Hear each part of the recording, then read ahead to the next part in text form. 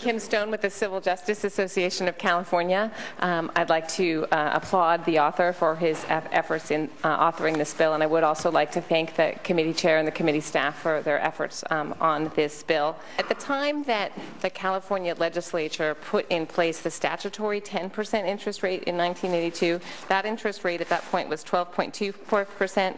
The year before that, it was 16.39%. The year before that, it was 13.35%.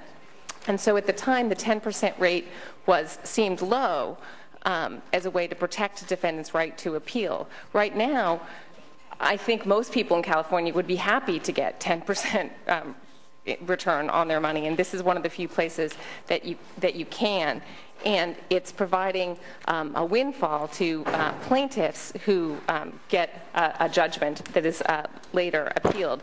This simple bill would take away that advantage and bring it down to a more fair rate, which would be the prime rate plus 2%, so that neither side would have an advantage. The need for predictability, as addressed in the committee's analysis, would be given by the fact that it's the controller who decides that once a year, and then everybody knows what the rate is for that following year. The importance of this bill is that at a time when our economy is struggling and national leaders and business leaders in California are trying to determine if they're going to stay here, if they're going to go, if they're going to expand here, this is a change that, while most people might not notice or care, national big business leaders would be able to tell that this is something that California could do that would send a strong signal in a positive direction. For those reasons, and for the fundamental fairness principle that this shouldn't be